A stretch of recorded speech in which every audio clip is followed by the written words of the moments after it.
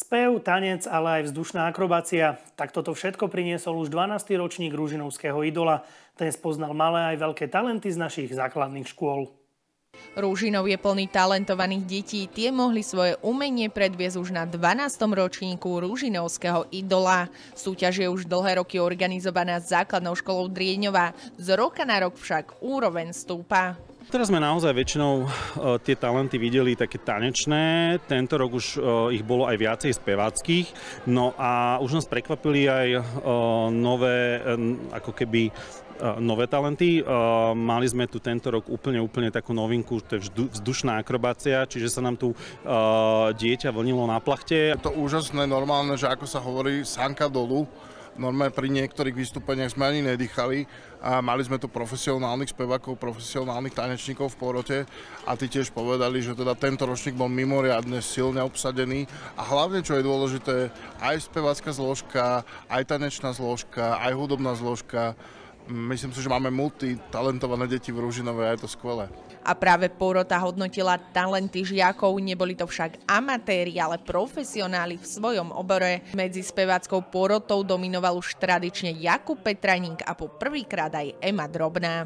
No ja som bola úplne prekvapená, pretože som nečakala, že budú až takto šikovné tie decká. Akože tým nechcem povedať, že som ich podceňovala, ale naozaj to bolo normálne, že veľmi hodnotné aj pre mňa, aj zážitok a fakt som nevedela, že ako to obodovať celé, pretože ja by som im všetkým dala samozrejme najvyšší počet, takže musím povedať, že to bolo naozaj veľmi príjemné prekvapenie. Bolo to jednoznačné na konci, keď sme si vlastne všetci zakružkovali, že kto ako, ale jak postupovali tie čísla ďalej, išli po sebe, tak ja som bol prekvapený, že ako mi zmenili ten názor na, ako keby nie na to predchádzajúce, ale že tak tento by to mal. A potom prišiel niekto ďalší a že asi tento by to mal vyhrať. Víťazmi oboch kategórií boli malí umelci, medzi mladšími vyhral Michal Šurnovský zo základnej školy Nevedzová. Ten porotu ohromil svojou hrou na klavír, tej sa venuje už 8 rokov. Ja som hral na klavíri, ja som hral skladby Allegro Burlesko a Mickey Mouse Rag. Ja som sa snažil to proste urobiť tak, že aby to bavilo, že som to proste, že vžil sa do toho. V staršej kategórii porotu očarila mladá speváčka, tá sa Ružinovského idolu zúčastnila už po druhýkrát.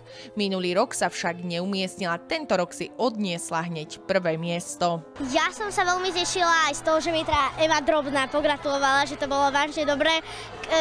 Keďže som sa minule neumiestnila, tak pre mňa to bolo úplne, že spav, že som proste vyhrala. Takže ja som z toho veľmi šťastná, úplne sa klepiem, úplne som spotená, budem taká rada, keď sa prezlečiem. Ona z toho, čo robí, technicky výborné a dokonca aj cít v tom mala, môže sa rozbehnúť akýmkoľvek smerom.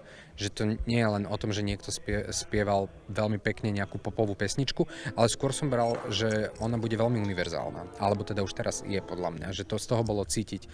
A vlastne aj v tom prvom stupni vyhral takýto klasický typ vystúpenia, že možno tá zručnosť skombinovaná s tým talentom. Každý ďalší ročník Ružinovského idola je z roka na rok lepší. Školy posielajú najväčšie talenty a tie zvyšujú úroveň a posúvajú latku talentovej súťaže stále vyššie. Deti sa na súťaž aj svedomitejšie pripravujú, častokrát pod drobnohľadom pedagógov. Pre TVR Mariana Podlucká.